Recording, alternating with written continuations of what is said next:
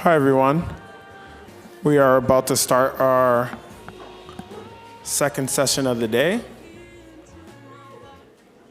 Give people 10 more seconds to grab their seat.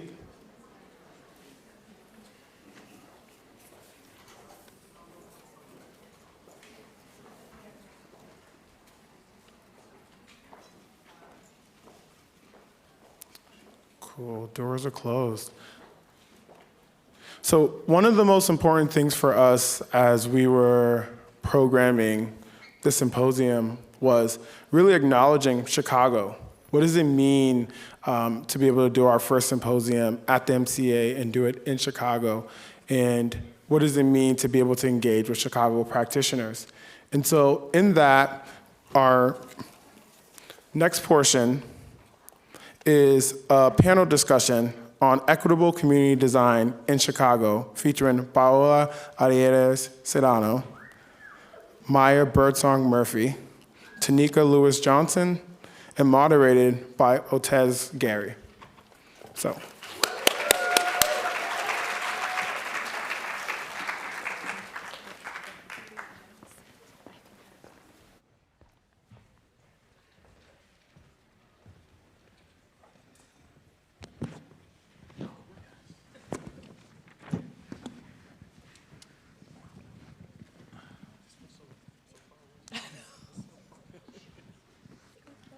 Hey, y'all. Hey, everybody. Hey. I'm gonna scoot my chair over. I just feel so far away. Hold on. Yeah. That wasn't much. That wasn't much, no. We are creating design as we speak right now. It's fine. Okay. So yes, welcome to this beautiful conversation today with these three, I call them the triplets at this point, because I get a chance to talk to three people of the same essence, the same spirit, over and over again in this conversation about equitable practices in design, and that is exciting. So yeah, welcome to this panel today. My name is Otez Gary. I'm the Community Engagement Manager here at the MCA, and let's just get it flowing from this point forward. Sounds good? Let's do it. Okay. For the first part, since we do have people that's flown in from all over the country, we have people online, we have some locals here as well. Let's just do like a round robin of intros of yourselves, your organizations, and just a brief overview of what each of your orgs do as well. That sounds good? Cool. And so yeah, we'll start with you, Tonika. Hi, I'm Tonika Lewis Johnson, and I am a visual artist. My primary medium is photography, and it's expanded into something I don't really know what to define yet, but I can show you about my work better than I can tell you. So I'll be showing you some examples of my work. Yeah. This morning, we're showing you a new approach to bridging divides in Chicago. Neighborhoods from the city's north and south sides are banding together to take on some very deeply rooted issues. The differences between these communities, they are stark, but as Adriana Diaz shows us, together they are tackling segregation and the inequity that comes with it. Do you have any of those posters left? Yeah, I do. Chicago residents Nanette Tucker and Wade Wilson share a love of gardening and craft beer. That would be kind of cool. That would be cool. They're like neighbors, sort of. Wade is called your map twin. Why are you guys twins? We're twins because when you follow the map, we touch one another on the map, north and south. Like many cities, Chicago's a grid with many streets spanning north to south. If you fold a map of the city in half, you can match addresses on the north side with the same block on the south side. You lived all your life never thinking you had a twin. And now I have one. Yes. They live about 15 miles apart, but Wilson and his wife Jennifer live in the majority white north side neighborhood of Edgewater, while Tucker is in the mostly black south side neighborhood of Englewood. How would you explain the differences between both of your neighborhoods, which are essentially equidistant from the center, but worlds apart in many ways? It's very clear that neighborhoods primarily on the north side have had more investment everything from the street lighting to grocery stores and restaurants. It's plentiful on the north side, and it's not here. It's almost like you feel a light come on at a certain spot when you're going north. And when you're coming back south, you can feel the gloom that's upon us in Englewood. Curiosity. They met through Tonika Lewis Johnson, a social justice artist who grew up in Englewood, a community often in the news. 2 mass shootings on Shot Chicago. in the head this Drive-by shooting claims the life of a 15-year-old boy in West Englewood. Lewis Johnson created the Folded Map Project, which includes this film, to change the conversation. She contrasts how the same street, like Ashland Avenue, They look very different. looks on the north side The sidewalks, and the south side. the maintenance of the building, none of which have anything to do with gun violence, only disinvestment. Chicago's segregation is due in part to racist policies like redlining, where banks would designate properties in minority areas, delineated in red, as too risky for mortgage lending, excluding Black Americans from a primary pathway of building wealth, homeownership. You have neighborhoods that are predominantly Black that have low home ownership as a result of the discriminatory practices. Businesses left, so you don't have a business corridor, so therefore you don't have jobs. And now the schools are starting to fail because they aren't properly funded. Her solution, bring the North and the South together with map twins. It can feel so overwhelming to try to take on systemic racism, but you have found a way to almost chip away at it one person at a time, one pair at a time. Yes. Let's use segregation as the actual thing that can connect us. In her project, she doesn't shy away from uncomfortable truths. How much was your home? It was $61,000. And how much was your home? $535,000. You asked Wade and Nanette what they each paid for their house. You know, it felt a little awkward. I think the awkwardness helps people understand how we're all participating in this system that was created before us. And it doesn't truly reflect how we want to connect with each other today. Frankly, we're privileged, and it's hard to sit next to a friend who hasn't enjoyed that privilege. We realize that there's an opportunity to actually do something. Wilson and Tucker are doing something together. 3 years after they met through the Folded Map Project, with others they created Englewood Renaissance, which is helping beautify parts of Englewood and is now focusing on increasing homeownership here. Creating a community together. The economics might be different, the neighborhoods might be different, but the core of who I am is pretty much the same as Wade and Jennifer. I want the same things they want. For CBS This Morning, Adriana Diaz, Chicago. Thank you. So I won't be too long. I want to share with you all my current project, Inequity for Sale, that was really done in co-creation with a couple people, my sister and our Paola right here, and researcher Amber Hindley, who I don't know if she's in the audience. If she is, please stand if you are, because she's amazing. So you can learn a little bit. Where is she? Oh. You can learn a little bit more about Inequity for Sale now. So I'm going to share with you another clip.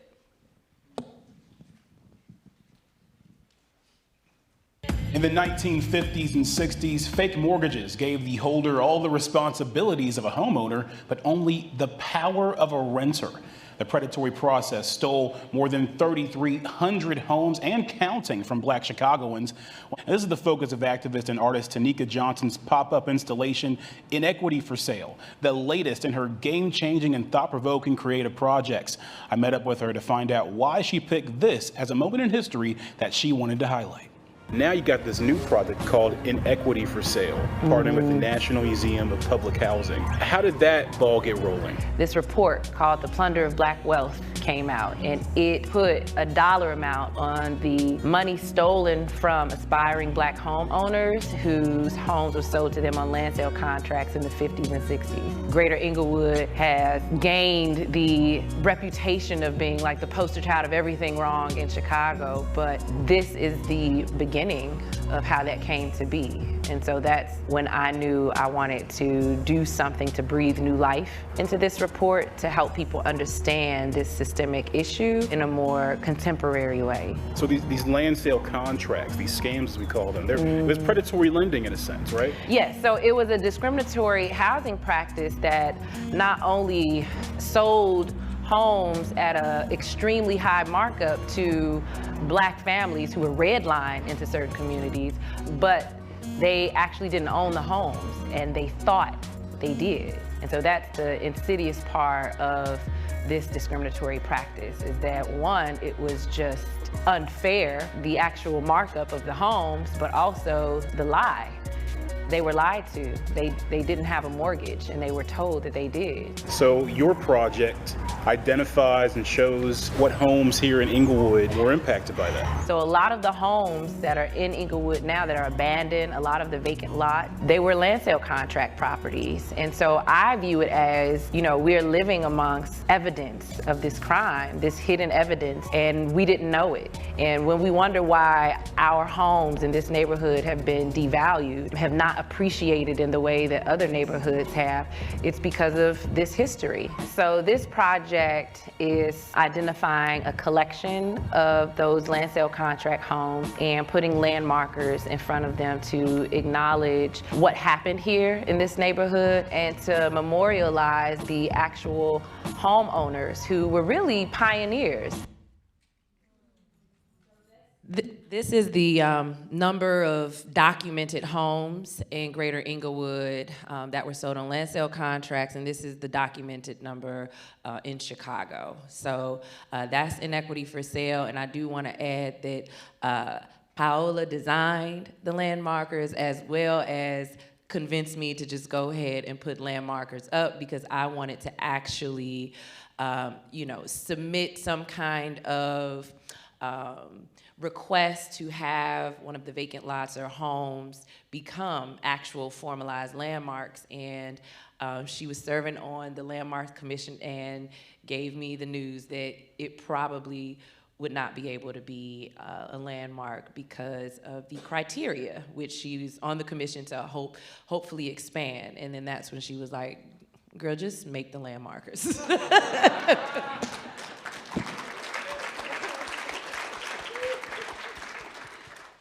All right, Paola, I'm gonna alley-oop it to you. It's your turn. Thank you. Yeah, that sounds like me. Something that probably I would say. Good afternoon. It's already afternoon. Super excited to be here. My name is Paola Aguirre Serrano, and I'm an urban designer. I was trained in architecture. My journey I'm super grateful for it, and I like telling the story of it because it put me very early in my practice, working, serving the public, working with government. I was a young architect, just graduated from architecture, practicing for the municipality in my hometown. I'm from Chihuahua, border region, 250 miles south of El Paso in Texas, if you're familiar with that area. But fast forward, to 2016, I took the risk, leap of faith to start this thing called BORDERLESS, BORDERLESS Studio, which I co-lead with my life partner and practice partner, Dennis, who's watching from San Antonio. Hi, Dennis. We work on a lot of these projects together and think about them. And one of the reasons he's watching from San Antonio today is because recently, after 10 years in practicing in Chicago, we also wanted to reconnect with the border region where I'm originally from and think more about how does design have impact or can help with communities in that part of the country. How do we tell stories also from places that I particularly have a deep connection and I want to understand through the lens of what we're positioning as the values and ethos at BORDERLESS. So what do we do at BORDERLESS? To be honest, 95% of the time I don't know.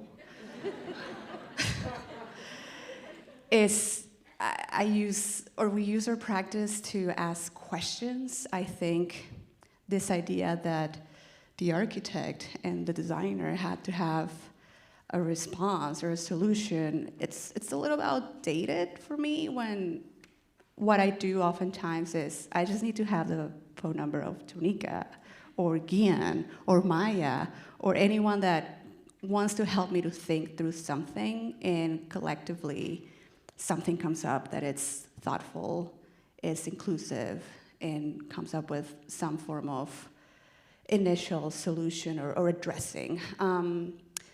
The official version of what we do at Borderless, we're an urban design, an architecture practice that seeks to connect communities with design processes. And we do that through thinking of intersections, interventions that come from architecture, that think between architecture, landscape, infrastructure, urban design, urban planning, and community engagement processes. Therefore, the name Borderless. I've been always very frustrated with this idea of, oh, you want to be an architect, you have to work like this. You have to work in these parameters and constraints in this box. And that was just not who I was or who I am. And I wanted to think, is there a way to work in a more horizontal way, in a more multidisciplinary way? We talk a lot in architecture about layering. We layer these maps, we layer the systems that are layered, things that converge and try to find connections. So I'm trying to put that in practice.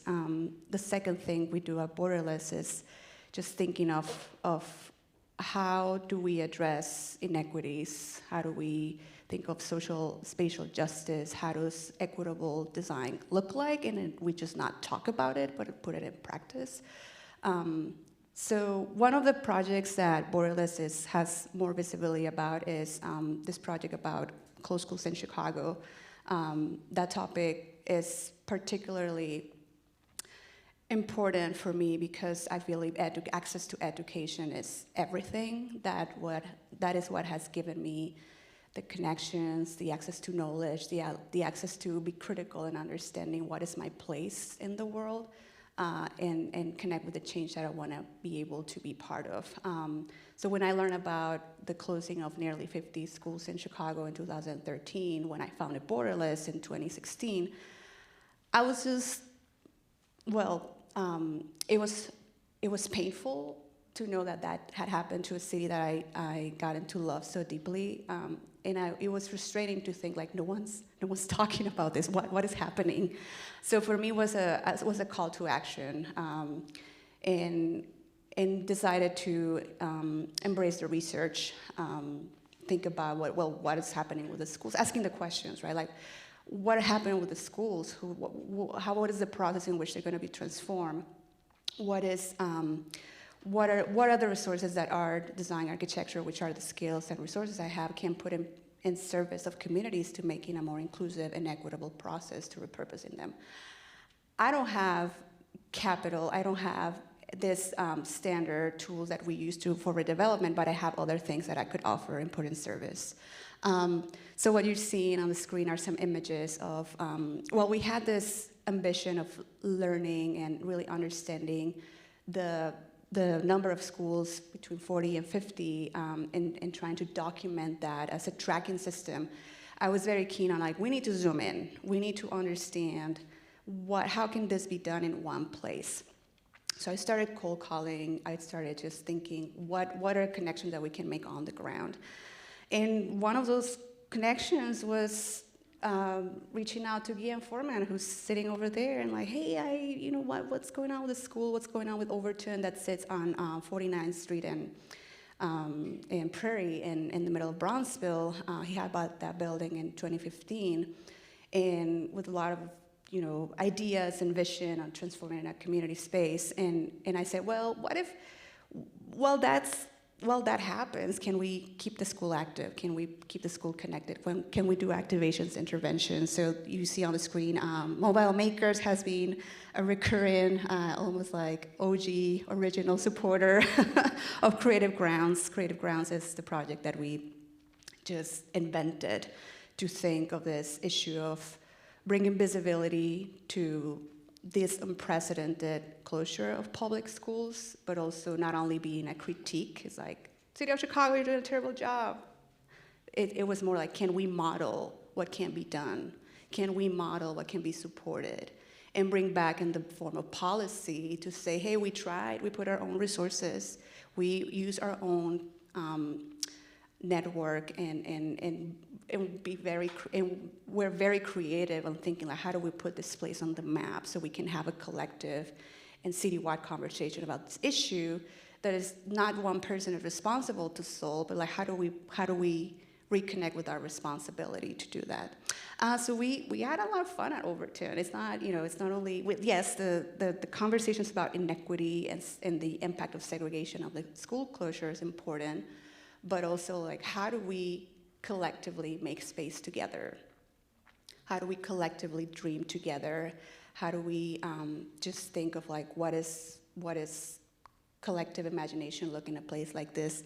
And it looks like transforming a parking lot of a school into a community space that can host markets, that has a garden, that we created design installations such as that map. Can we go to the next slide, please? Oh, is that the last one? Okay. It was in the previous one probably, but we've been just thinking of like, what does it mean to transform? What does it mean to shape space? And how are we intentional to keep that connection alive and open and inclusive? So yeah, a lot of connection with both of the work that Maya and Tonika are doing, and excited to engage in the dialogue.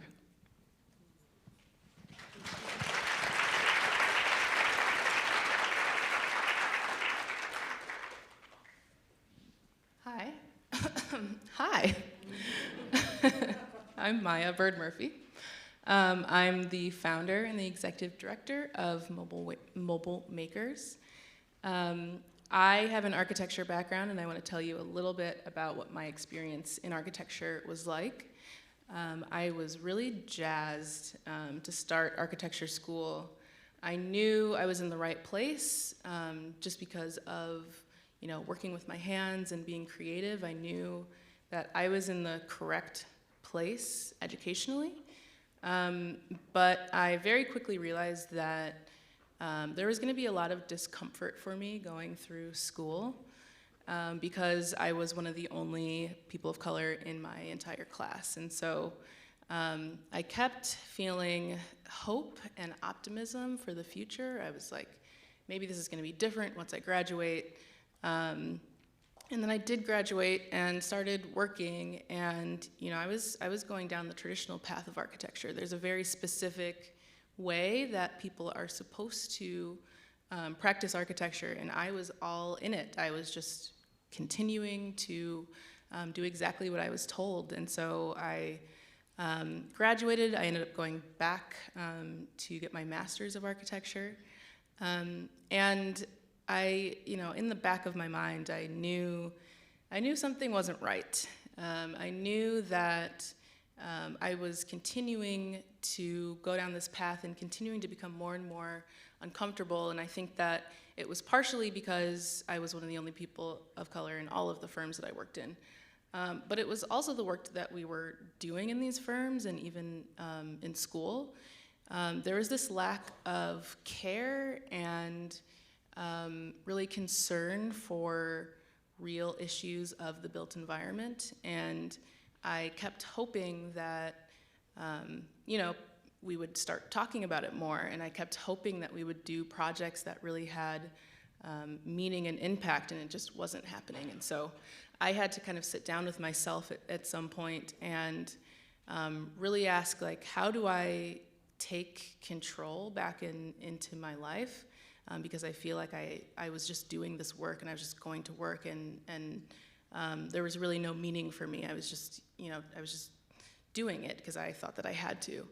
And so I started to ask, how do I gain control? But then also, like, how do I personally do something about what I can see in front of me, which are, issues of the built environment that have to do with, climate change, inequity, redlining, segregation, there are all of these things that I felt that it was so clear, like it's all around us, but it's like it didn't exist to parts of the architecture field. And so I went back to school and started a thesis project, which ended up becoming Mobile Makers, but I did a lot of research and development around how do we actually make incremental change in our built environment, and how do we bring people to the table that are very often left behind. And so that turned into Mobile Makers. I had no clue that I was going to start a nonprofit from my thesis, but I ended up, about 2 months before graduation, I ended up incorporating the business, and then I graduated 2 months later and kind of had this jumping off point where I just started doing workshops. And honestly, Paola, what you said about like, you're not really sure what it is. Like, I know what it is, but you know, I was just kind of like, we're gonna try this. It's very like experimental. We're still just trying things, which honestly makes my job very, very fun day to day. But Mobile Makers creates programming that bring other people to the table, mostly Black and brown people and children, to have a dialogue about built space and their built environments. And so we do that through a lot of ways.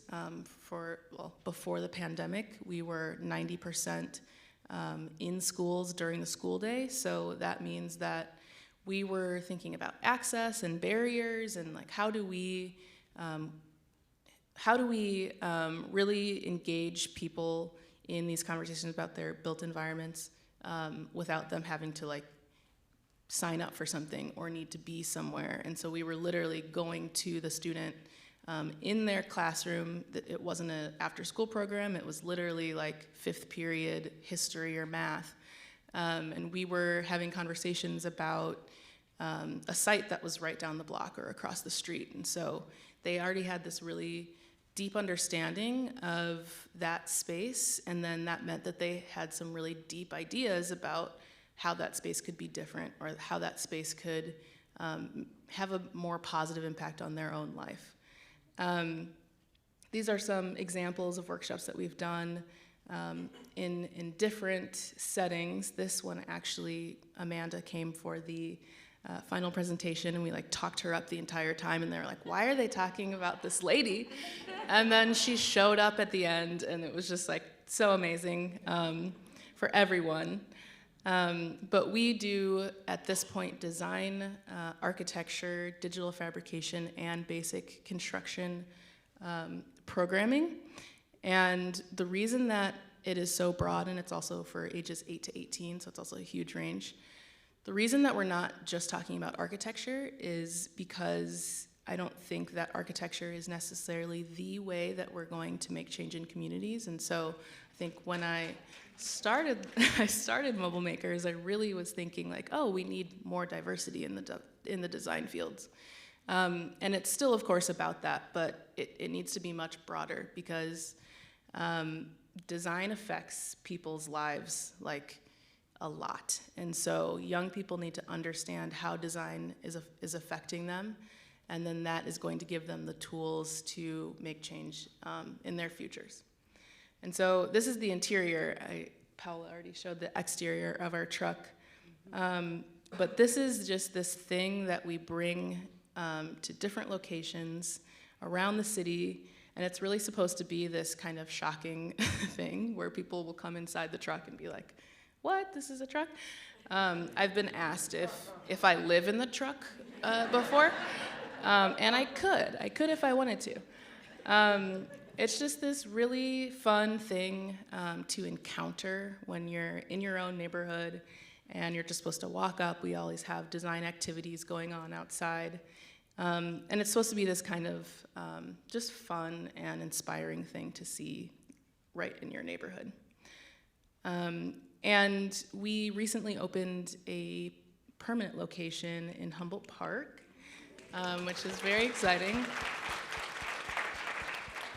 So now our hope is to make broader impact by going to schools, doing pop-ups all over the city, and then also doing after-school and summer programs in this space.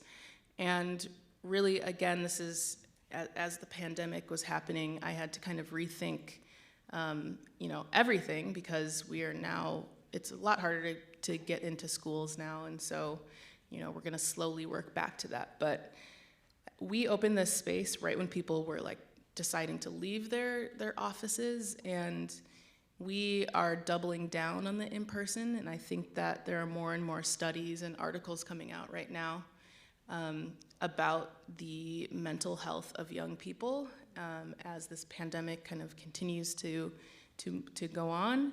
And so this space is really, of course, it's about learning. It's about learning these different design skills and understanding what industries are out there. All of that is so important. But what it's really about is like life skills, and it's about having a safe place to be that's just a place that you can be your authentic self. And you can come here and you can know that we're open.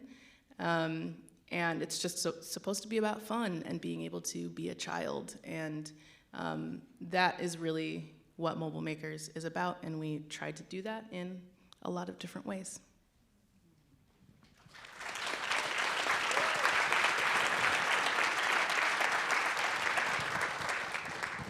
Well, thank you all for sharing that briefly real quick with us, so people can get to know about you all just a little bit more as we're going to journey through and get to know you all even better through the conversation as well. So I just want to move on to the next question too, because you all have really great names for your organizations. Like, you have Inequity for Sale, you have Photo Map Project, you have Borderless Studios, you also have Mobile Makers. Like, come on, it gets no better than those are right off the bat, like, yes, I want to know more about what they do.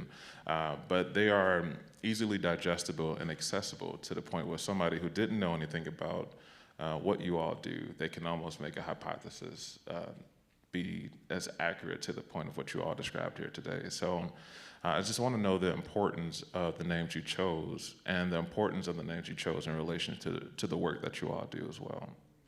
And yeah, we can start with, let's do Maya first. Okay.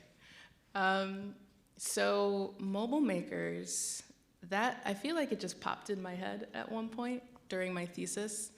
And this idea of the word mobile is really important. And so when I was doing my thesis, I actually designed a truck and knew that the idea of mobility is such, I think it's a thing that we take for granted sometimes. And so, I remember hearing stories where there are maybe kids in Chicago that, have never been or don't go often to downtown, and it's not very far away.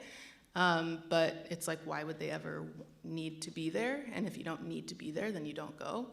And so this idea of mobility is physical mobility and being able to get places and have access to places. But then we can talk about like mobility in people's lives. And so like how I think the idea of skills are really powerful. And so skills can give you that mobility to, go wherever you would like to go in your life. And then makers, making is really important to us. We do a lot of things that just have to do with, like, you could have a paper and pencil, and you can do a lot with that, or with folding or cutting. And so we use a lot of like analog techniques to just play. And then we also make things with machines too. So we also do things with 3D printers and laser cutters and things like that. So that's where Mobile Makers come from.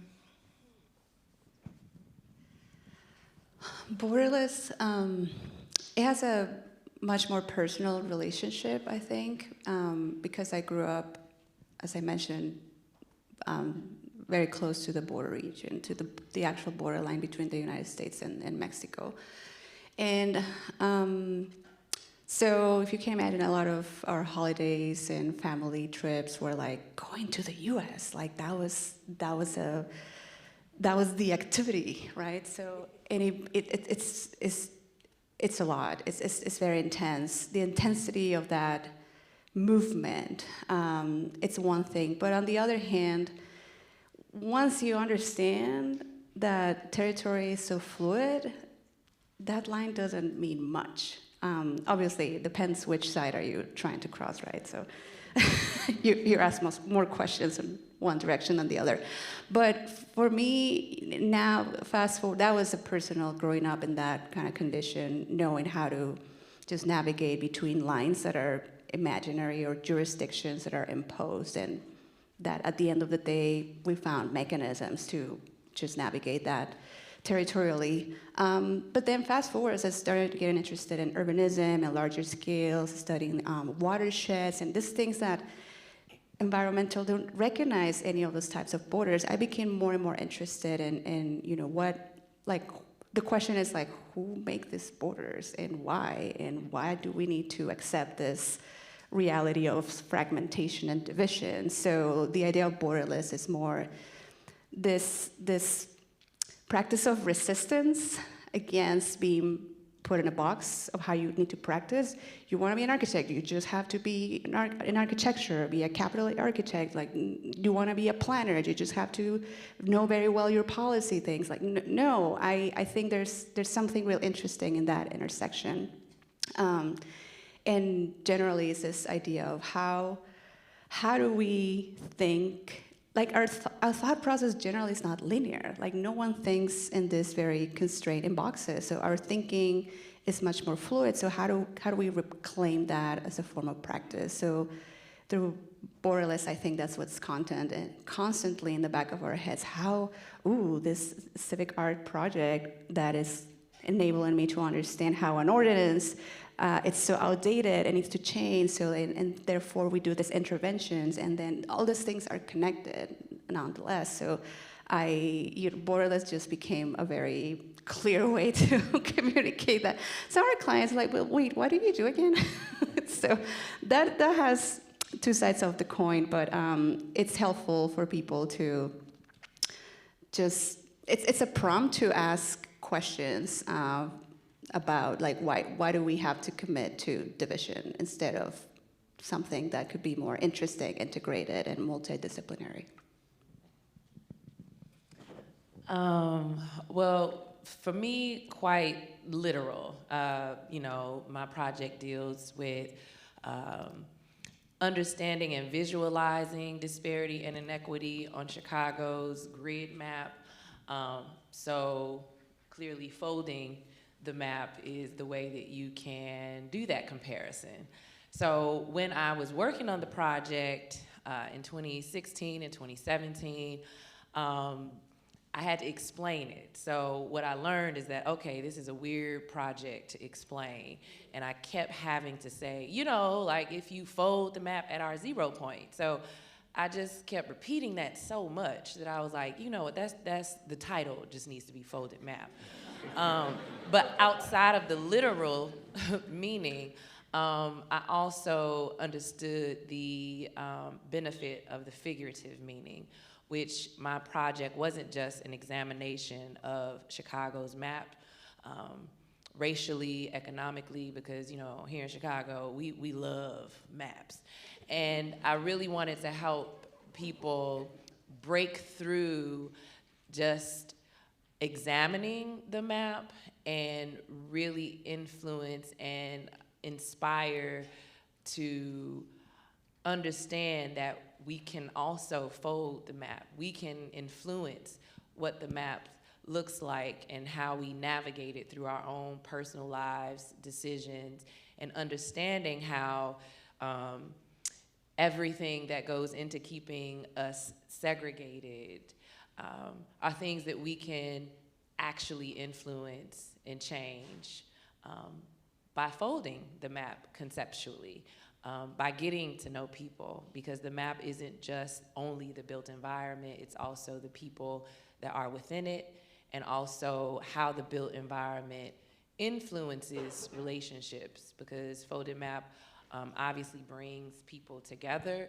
to have conversations, and so I wanted the title of the project to at least allude to that aspect of what a solution could be.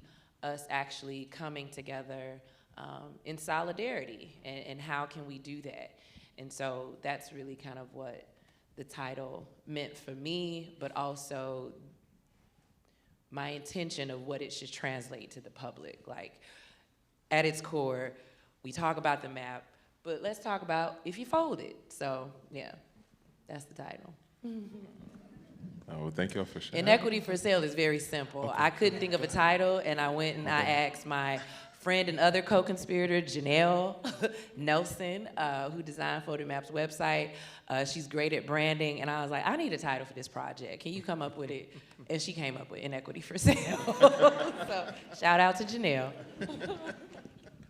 No, all of those, and when we talk about designing spaces, I think sometimes people overlook those smaller details too, when it comes to how do you want someone to be a part of the space you're designing. So the titles you all have, like invite someone to say, you know, this already sounds like something I want to get behind, even if I don't know what it is exactly. Just the name itself is something I would be proud to wear and be attached to. So that's such a, it's, you know, I just think about those little things that other people probably aren't going to put too much thought into when they're trying to form community and build community. You know, what's a cool name you want to be behind? You know, if I want to be a part of a community, I want to be a part of Mobile Makers. I want to be able to possibly sleep in the van, if that's the case. So I thank y'all for sharing that too as well. So I want to shift to Paola for a second with Borderless Studios, because part of your practices, as you've explained earlier, is taking these design resources and tools and then collaboration with community to address the complexities inside the communities as well. I want to ask, what are some of the challenges you face sometimes to get people to buy into that system? And then what are some of your best practices to address those challenges as well? No pressure. Well, I think about this all the time because, you know, my brain works in multiple ways, but the hat that I wear the most is a planner. Like, I'm constantly anticipating. So I'm asking these questions like, what's next? What's needed? How do we get there? And thinking how to organize that. So the two challenges that we constantly are thinking about is sustainability and succession. Like, how do you make sure the thing keeps going beyond our work, your work?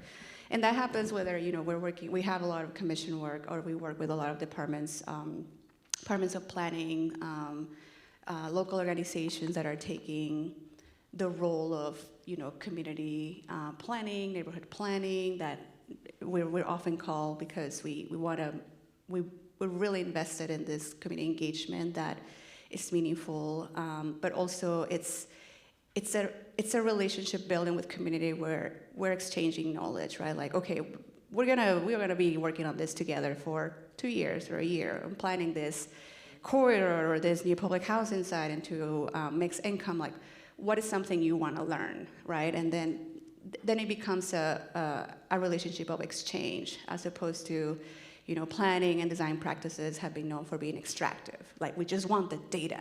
Tell me what I need to know so I can make my plan.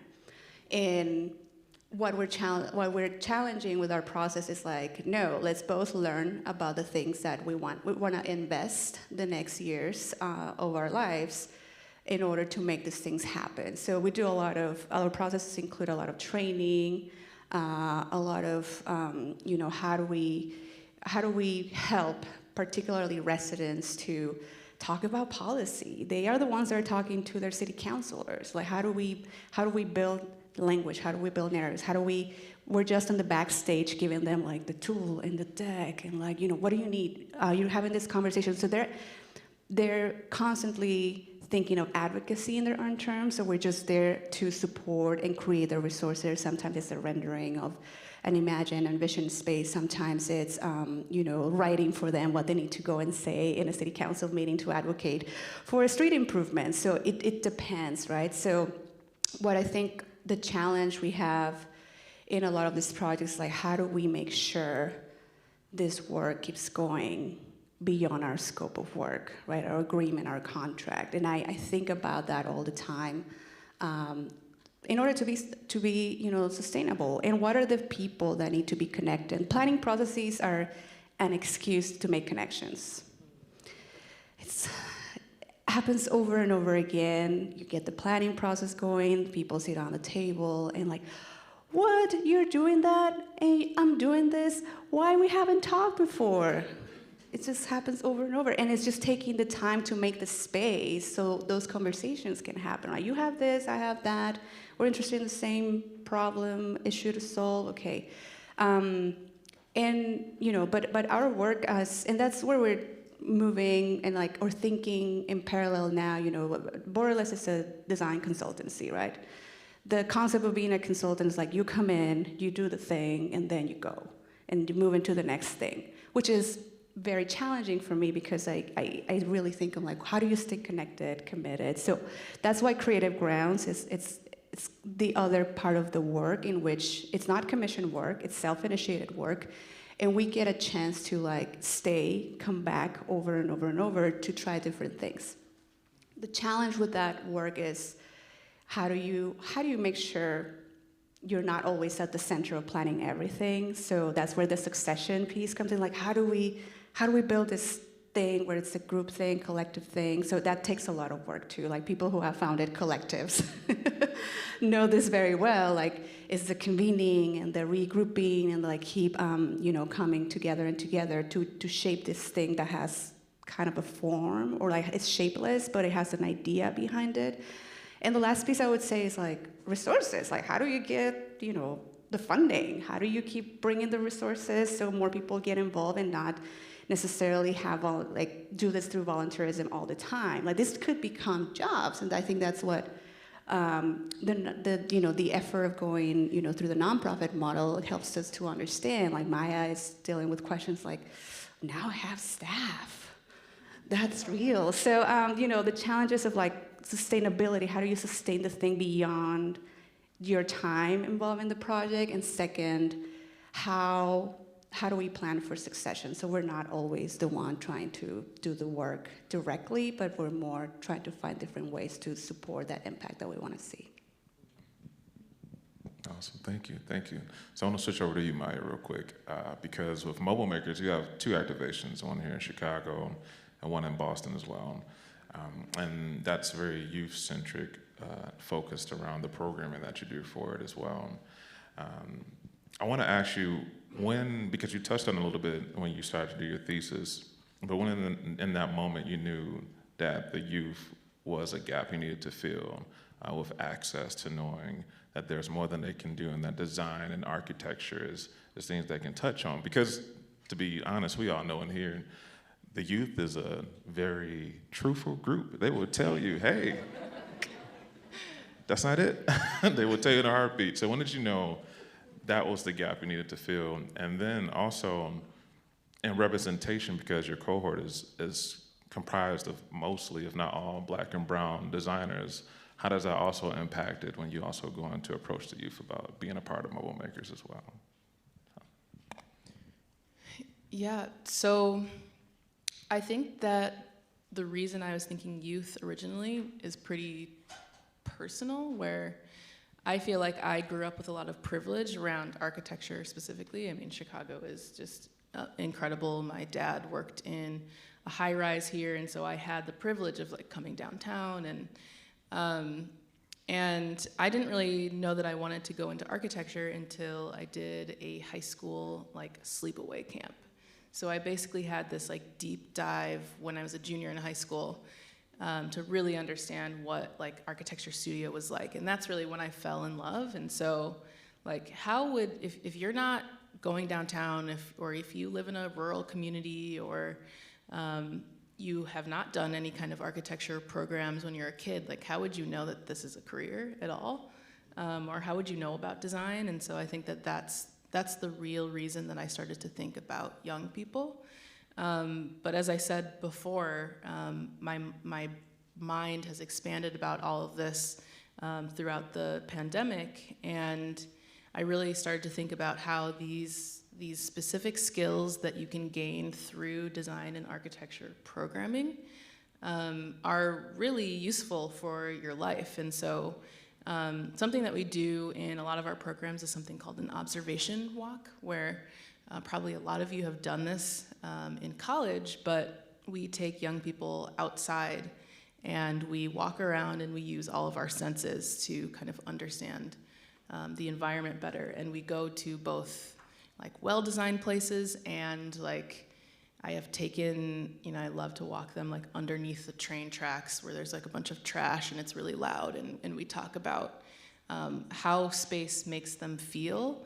And I think that young people are not asked to really observe and think about their bodies in relation to space that often. And I think that that's so important because, like I said before, everything's designed. And I'm gonna shout out Antoinette Carroll, who, I'm gonna get this quote wrong, but basically she says something like, once you understand that everything is designed, then you know that it can be redesigned. And it's so important for young people to know that. And then it's really important as a follow-up to give them the space to really tell you what they would do differently in space. And so presentation is really important too, because we want them to know that their voices matter. And like you said, young people are truthful and they know a lot. And I think that sometimes we forget that they know everything that's going on around them. And so it's really important to hold that space to let them identify what the issues are and then tell us, the adults, what they would do to change their environment in a positive way. There was a second question, but I don't remember. Did I? Oh, no, you answered both. That was perfect. You're good. Yeah. So thank you for that. And so yeah, we got like 7 minutes left, so I'm gonna rush to you real quick, Tony. That's fine. And I want to touch on the photo map project. As far as the space you create in the project itself with Map Twins, photo map project is always interesting to me because it's something that's a lived experience design space for yourself, where you go through a journey of being able to see the resources being unavailable, being a teen through your adulthood, traveling south to north. So then you have this moment in there where you create this space called Map Twins, and you put people in conversation with each other to have these difficult, sometimes, almost avoidant. I remember the last time when we screened your film here, you mentioned people didn't really want to tell the actual market value, or they'll switch a little bit of the pricing of it. Do you feel like that particular piece with Map Twins is the piece that threads your work together in your practice in design and space? And if not, what are those pieces that thread your work all together? I think the through line with all of my work is history, and us understanding, providing a pathway to understand how it impacts us today. So the through line is how do all of these things from history, the built environment, how do they show up in our everyday lives, but more importantly, how do they influence relationships we have? And so that's why creating Map Twins was really important to me, because it's kind of a homage to my high school experience, because I went to a very diverse high school called Lane Tech. And it was through those friendships with kids from all over the city and from different nationalities, whose parents were from different countries, other black kids who were from the West Side that I had no idea about the West Side. Me getting to know them is how I got to know the city, and me understanding that relationships and friendships is truly how you get to know the history of a space, how you intimately get to know a lot of things. And so I really wanted to uplift the importance of relationships in all of the work that we're all doing, because to me that is the through line. And even though policy and legislation is needed to kind of disrupt and dismantle and change all of the things that our work amplifies, I really wanted people to understand the importance of relationships and connections, and how that's important in order to create movements that will create the legislative change that we want to see. And you know, I just hope that my projects help people understand that the movements that have changed things in our countries were born out of empathizing and understanding Black struggle and Black history here and Black relevance, as well as it being multiracial. The civil rights movement was not just Black people only, it was multiracial. The Underground Railroad, that was a multiracial movement. And you know, relationships and the importance of it shows up in a lot of different sectors, like business. You have the saying, it's not what you know, it's who you know. And I really wanted to expand what segregation, or how we talk about it, because we talk about it in a way that it only impacts Black and brown people, which it does impact us severely. However, I wanted to create a space and a way for white people in Chicago to understand how they're also segregated and how it impacts them and their understanding of other people and the world and the city. And for them to also realize that they're missing out on something too. And they're missing out on an opportunity to connect with the rest of the world by understanding the people, by not having an opportunity to understand the people in their own city. And when you get to know people, it serves as a window to another world, but it can also serve as a reflection of yourself. As a young Black girl from Englewood, I was forced to believe that, one, I was from the ghetto and that Black people didn't have any culture.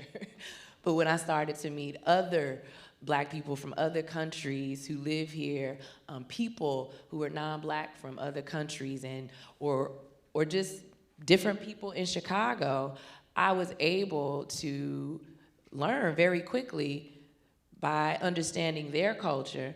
Oh, we have that too. We do that too. So it's not just about learning about other people, it's what learning about other people can also provide you for yourself. You can learn that you do have an identity, you do have a culture. And so really, I think that's the through line, giving people a way to understand how all of these things really influence what we think of people and how we feel we can move throughout the city and who we feel we can get to know or can't know. Awesome, thank y'all.